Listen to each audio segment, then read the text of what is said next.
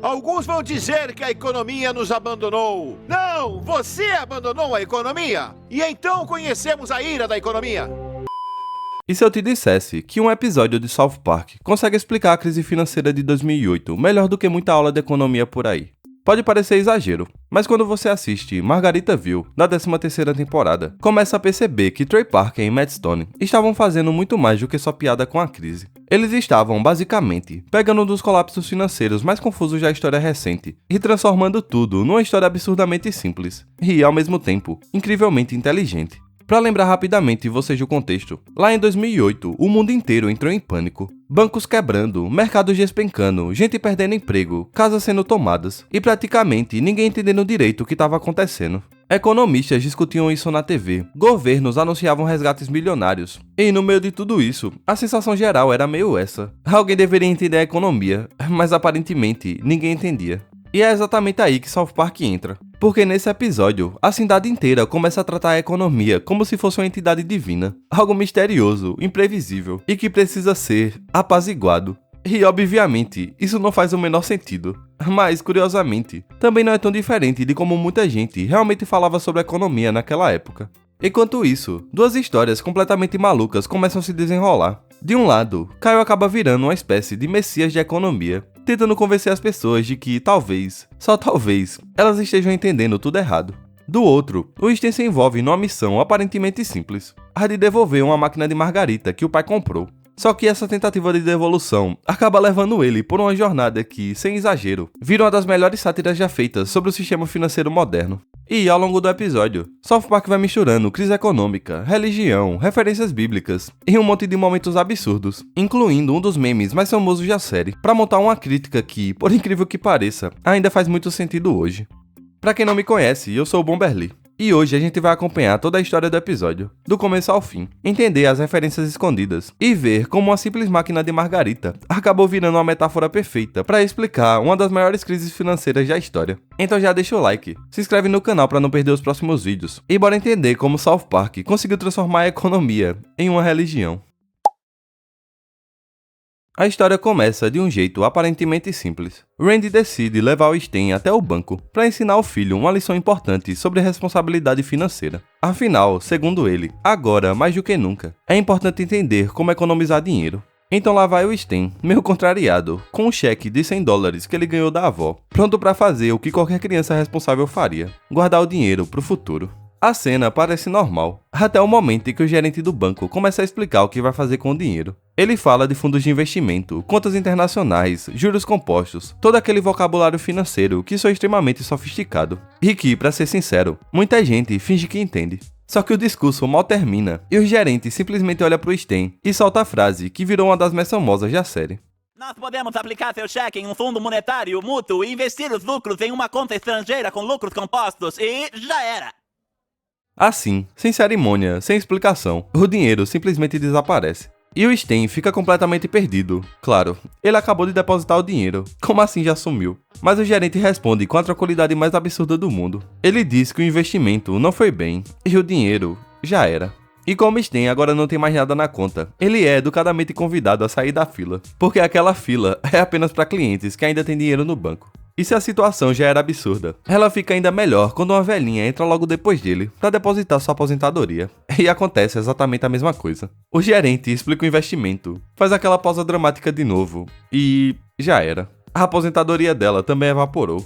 Nesse momento, o Randy, que estava assistindo tudo de longe, resolve intervir. Afinal, ele só queria ensinar o filho a economizar dinheiro, não a perder tudo em 5 segundos. Só que, ao tentar resolver a situação, o gerente transfere o dinheiro da conta do Randy para a conta do Stan, para compensar o prejuízo. E adivinha, o gerente olha para a tela e solta com a mesma naturalidade. Não se preocupe, podemos transferir dinheiro da sua conta para a do seu filho e já era. Essa fila é só para correntistas do banco, por favor, dê licença. Em menos de 1 minuto, o episódio já deixa bem claro qual vai ser o tom da crítica. A cena é completamente absurda, mas ao mesmo tempo, é uma paródia muito direta de como o sistema financeiro funciona para a maioria das pessoas. Termos complexos, investimentos que ninguém entende direito, e quando algo dá errado, o dinheiro simplesmente desaparece.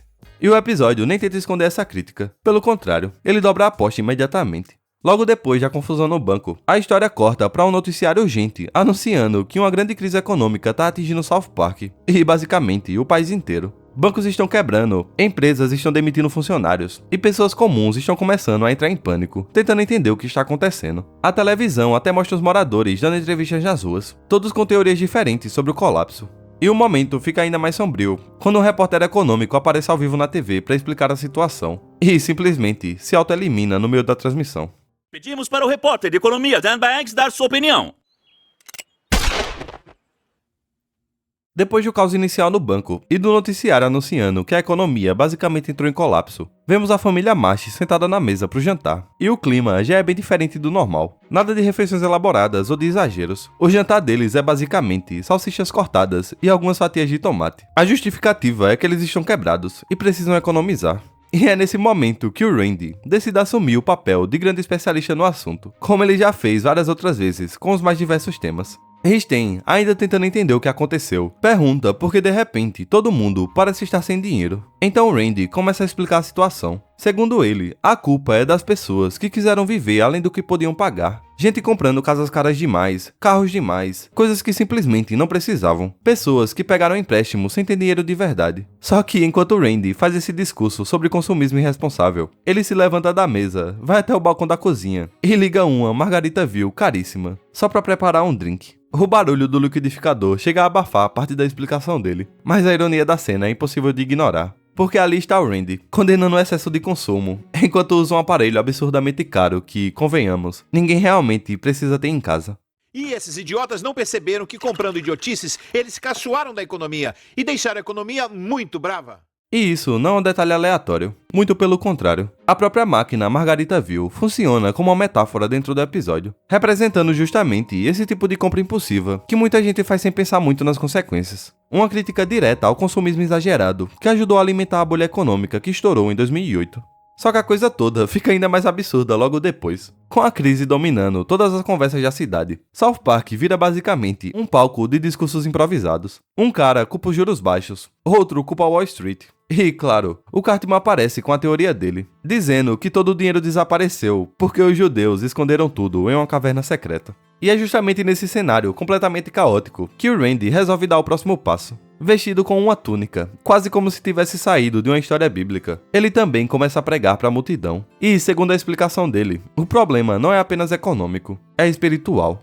Para ele, as pessoas ofenderam a economia. Sim, a economia, quase como se fosse uma divindade, como se fosse consciente e extremamente vingativa. Na visão do Randy, todo aquele consumismo irresponsável foi uma espécie de blasfêmia econômica. E agora a cidade inteira está sofrendo as consequências da ira da economia. E a solução, segundo ele, é simples: arrependimento. Nada de compras, luxos ou gastos desnecessários. As pessoas precisam provar que aprenderam a lição e demonstrar respeito à economia.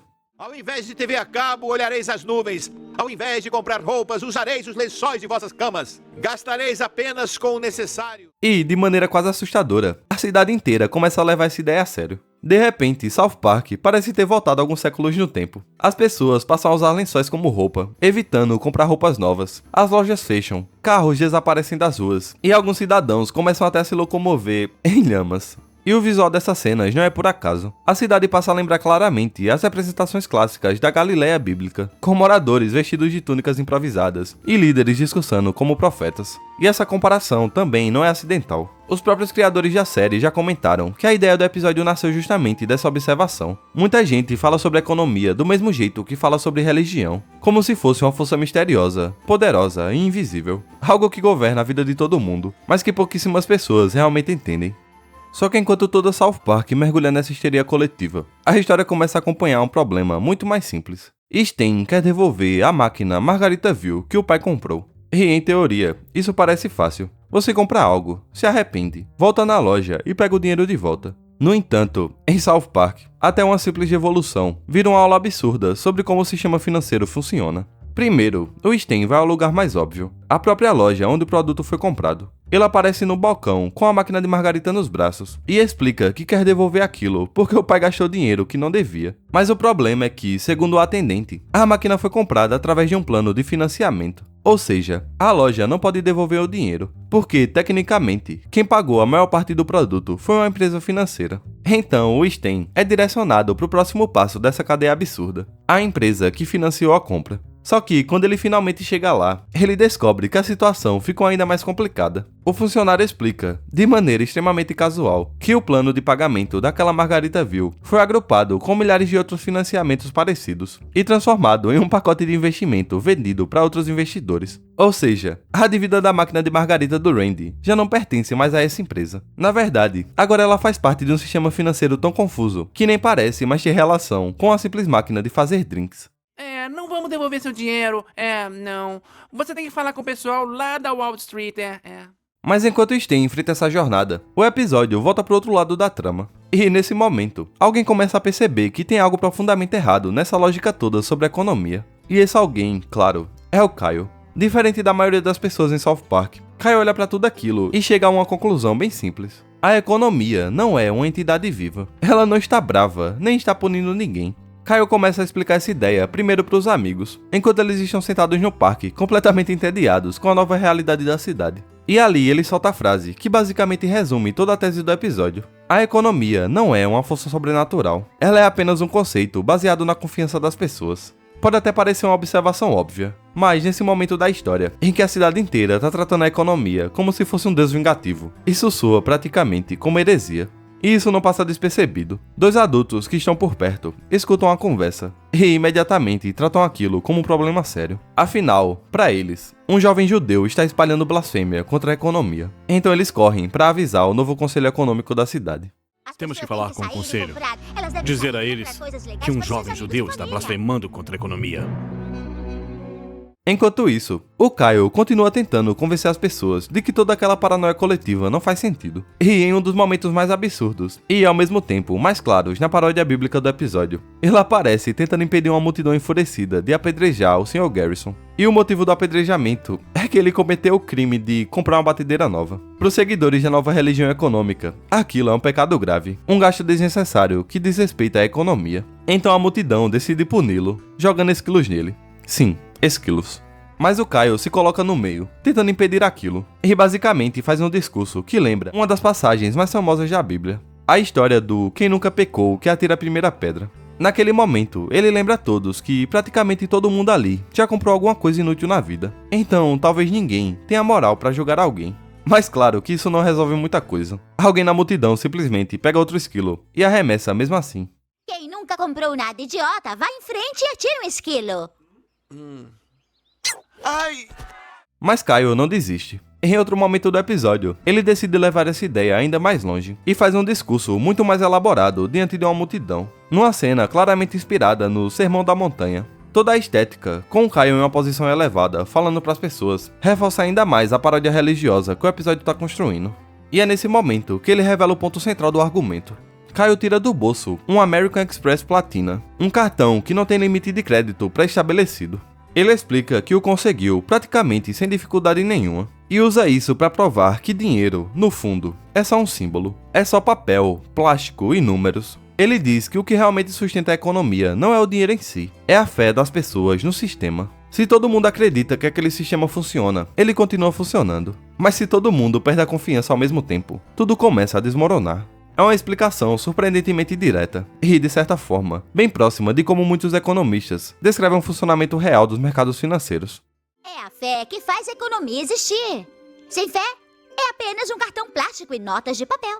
Só que, pro Conselho Econômico de South Park, aquilo é simplesmente inaceitável. Quando o Randy descobre que o Kyle tá incentivando as pessoas a gastar dinheiro de novo, e pior ainda, questionando a autoridade da economia, ele reúne os outros para discutir o que fazer. E eles chegam à conclusão mais absurda possível. Precisam matar o judeu. E o detalhe que torna a cena ainda mais engraçada é que o Padre Maxi, que teoricamente deveria ser a voz da razão religiosa ali, é um dos maiores apoiadores da ideia. Ele simplesmente concorda com entusiasmo que, sim, talvez seja exatamente isso que precise ser feito.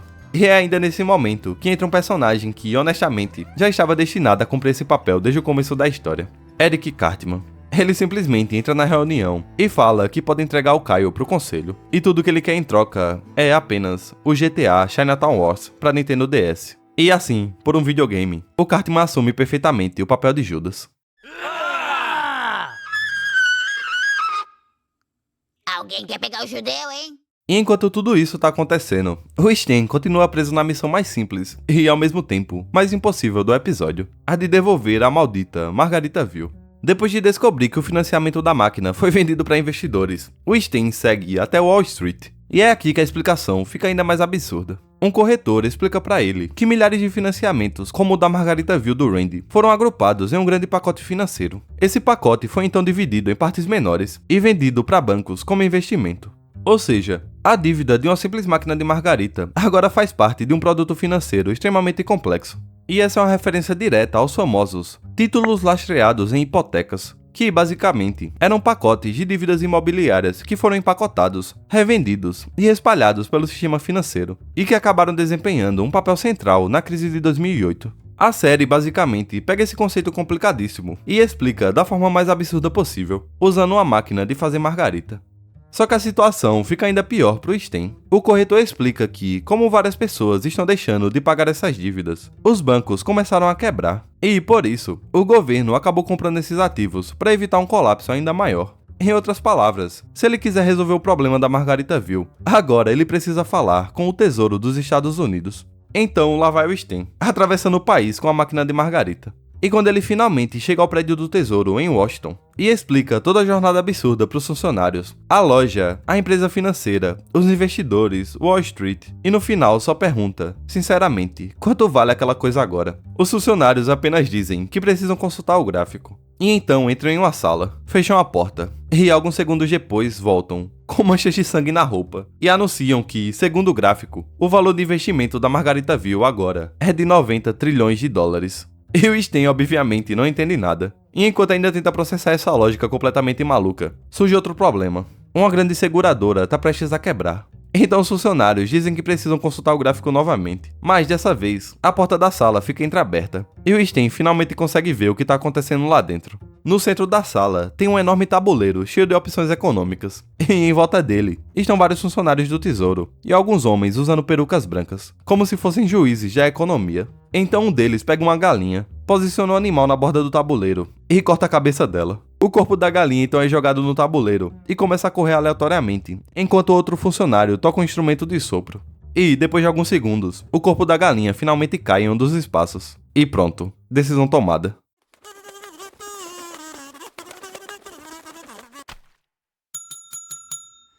É nesse momento que o Sten simplesmente perde a paciência. Depois de toda aquela viagem, de toda a lógica confusa do sistema financeiro, ele percebe que as decisões parecem ser tomadas de forma tão arbitrária quanto deixar uma galinha escolher. Então ele pega a Margaritaville e joga a máquina bem no meio do gráfico. E, sem dizer mais nada, vira as costas e vai embora. Mas, enquanto isso, com a tensão na cidade só aumentando, e o Conselho Econômico já discutindo formas cada vez mais absurdas de lidar com o judeu, o episódio desacelera por um momento. Kyle reúne todos os amigos para sair e comer pizza. E o enquadramento da cena entrega imediatamente o que South Park está fazendo aqui. A disposição dos personagens ao redor da mesa é praticamente uma recriação direta da Última Ceia, a famosa pintura de Leonardo da Vinci. E como era de se esperar, cada personagem acaba ocupando um papel bem específico nessa paródia. Kyle está sentado bem no centro da mesa, exatamente onde Jesus aparece na pintura original. Já o Cartman está posicionado no mesmo lugar em que o Judas aparece na obra. E a conversa que acontece ali deixa essa referência ainda mais clara. Enquanto os garotos comem a pizza, Kyle começa a falar de um jeito meio melancólico. Ele diz que tem a sensação de que aquele pode ser o último momento em que todos estão juntos daquele jeito. Afinal, com a cidade mergulhada nessa paranoia econômica e com as pessoas querendo silenciá-lo, talvez as coisas não terminem muito bem pra ele. Mas então o Kyle diz algo bem mais específico. Ele sente que alguém ali presente está prestes a traí-lo. Os outros meninos ficam chocados, ninguém entende de quem ele tá falando. E é justamente nesse momento que o Cartman, que já aceitou entregar o Kyle em troca de um videogame, resolve fazer um pequeno discurso moral, dizendo que quem estivesse pensando em trair o Kyle seria um imbecil. A ironia da cena é maravilhosa, porque o Cartman basicamente faz um discurso indignado sobre a própria traição que ele já tá planejando. O Kyle tá tentando salvar a economia, e se estiver pensando em traí-lo, você é um imbecil. Continue, Kyle. Kyle, por outro lado, parece já suspeitar exatamente de quem se trata. Ele olha diretamente pro Cartman por alguns segundos, e então diz que independentemente de quem possa traí-lo, ele não pretende dar essa oportunidade. Porque no dia seguinte, ele vai fazer algo grande. Algo que, na cabeça dele, pode ser a única forma de salvar todo mundo daquela loucura econômica. E quando você junta isso com todas as referências religiosas que o episódio veio construindo até aqui, fica bem claro que a história tá caminhando para um momento de sacrifício. Então, no dia seguinte, Kyle faz aquilo que insinuou na noite anterior. No meio da cidade, ele monta uma pequena mesa com uma maquininha de cartão e começa a chamar as pessoas, uma por uma. No começo, ninguém entende direito o que tá acontecendo, mas logo a notícia se espalha. O Kyle tá pagando as dívidas de todo mundo. Então uma fila enorme se forma. Moradores aparecem com contas atrasadas, empréstimos, dívidas acumuladas de todos os tipos. E Kyle simplesmente pega cada papel, digita o valor na máquina e passa o cartão. Uma dívida quitada, depois outra e outra, conta após conta, dívida após dívida. E a fila continua crescendo. E o Kyle vai ficando cada vez mais exausto. Mesmo assim, ele não para. E então, em determinado momento, até o Randy aparece. Ele dá os papéis e explica que aquilo soma cerca de 17 mil dólares. E o Kyle, já claramente esgotado, passa o cartão mais uma vez. Só que, logo depois, simplesmente desmaia. E o paralelo que o episódio construiu ao longo da trama fica impossível de ignorar aqui. Ele basicamente assumiu todas as dívidas da cidade, sacrificando a própria vida financeira para restaurar a confiança das pessoas no sistema. Kyle assumiu o peso dos pecados, ou nesse caso, das dívidas de todo mundo. Ele pagou nossas dívidas para gastarmos de novo. Ele morreu. Não, ele só desmaiou. Vamos levá-lo para a cama. Então, quase como uma procissão, os moradores da cidade carregam Kyle nos braços até a casa dele. E enquanto ele finalmente é colocado na cama para se recuperar, uma coisa começa a acontecer em South Park. A economia, curiosamente, começa a melhorar. As lojas começam a reabrir, os comércios voltam a levantar as portas, e as pessoas, agora livres das dívidas que estavam sufocando todo mundo, finalmente se sentem seguras para gastar dinheiro outra vez. E é nesse momento que o episódio entrega a última piada. A televisão começa a transmitir um noticiário especial, explicando que, depois de meses de crise, a economia de South Park finalmente deu sinais de melhora. O apresentador fala sobre esperança, recuperação, confiança no sistema, e então diz que tudo isso só foi possível graças ao sacrifício de um grande líder. Naturalmente, quem tá assistindo espera que finalmente reconheçam o Kyle, afinal, foi ele quem assumiu as dívidas da cidade inteira. Mas então, em um corte brusco, o noticiário mostra a imagem de Barack Obama. Devemos agradecer todos os dias pelo esforço imenso a Barack Obama. Enquanto isso, a vida segue normalmente pro resto da cidade, especialmente pro Randy, porque no meio da multidão que voltou às compras, lá tá ele, andando pela loja, quando de repente vê algo na prateleira, uma nova versão da máquina Margaritaville, praticamente igual à anterior, só que agora com um pequeno detalhe extra, um dispensador de salsa embutido. O Randy olha para aquilo com os olhos brilhando, completamente fascinado. E nesse momento fica claro que, apesar de toda a crise, de todo o sacrifício e de toda a lição econômica que a cidade supostamente aprendeu, algumas coisas simplesmente nunca mudam. No fim das contas, olhando para tudo o que acontece em Margaritaville, fica bem fácil entender porque esse episódio acabou se tornando um dos mais comentados da história de South Park. Porque, por trás de todas as piadas absurdas, esquilos sendo arremessados e máquinas de margarita que, misteriosamente, valem trilhões de dólares, existe uma crítica social surpreendentemente afiada. No fundo, o episódio mistura várias coisas ao mesmo tempo. Tem economia, obviamente, afinal, toda a história gira em torno da crise financeira. Mas também tem religião, comportamento humano e a especialidade de South Park em pegar algo extremamente complexo e desmontar tudo usando um humor completamente sem filtro. E o resultado disso é curioso, porque mesmo que tudo seja exagerado, ridículo e propositalmente absurdo, a ideia central continua fazendo bastante sentido. A cidade inteira começa a tratar a economia como uma divindade misteriosa. As pessoas passam a seguir regras quase religiosas para tentar agradar o sistema. Líderes surgem dizendo entender a vontade da economia, e qualquer um que questione isso vira herege. Isso soa bastante familiar. E esse é justamente o ponto do episódio. Sistemas muito complexos, como o sistema financeiro, acabam sendo interpretados pelas pessoas de formas quase místicas. Quando algo dá errado, todo mundo tenta encontrar culpados, rituais ou soluções milagrosas, mesmo que ninguém realmente entenda o que está acontecendo. E no meio de toda a comédia, o episódio levanta perguntas bem reais, como até que ponto o consumismo alimenta esse tipo de crise, quanto do sistema financeiro depende simplesmente da confiança coletiva, e quantas decisões econômicas gigantescas são tomadas por pessoas que, talvez, também não tenham tanta certeza do que estão fazendo. E é justamente aí que Margaritaville mostra porque South Park é uma série tão boa nesse tipo de crítica. O show pega questões enormes e responde tudo com histórias absurdas, cheias de humor, mas que, ainda assim, conseguem acertar em cheio no ponto central da discussão. Mas agora eu quero saber de você. O que achou do episódio? Acha essa uma das melhores sátiras da série? Deixa sua opinião nos comentários. E se você curtiu essa análise, já deixa o like, porque isso ajuda muito o canal. E, claro, se ainda não for inscrito, se inscreve aí para não perder os próximos vídeos, porque tem muito mais South Park para explorar por aqui. Dito isso, muito obrigado por estar comigo até aqui, e nos vemos na próxima. Uau, a nova margarita viu? Com molheira, filho! Coloque seu molho favorito e ele sairá pelo fundo da molheira. Legal!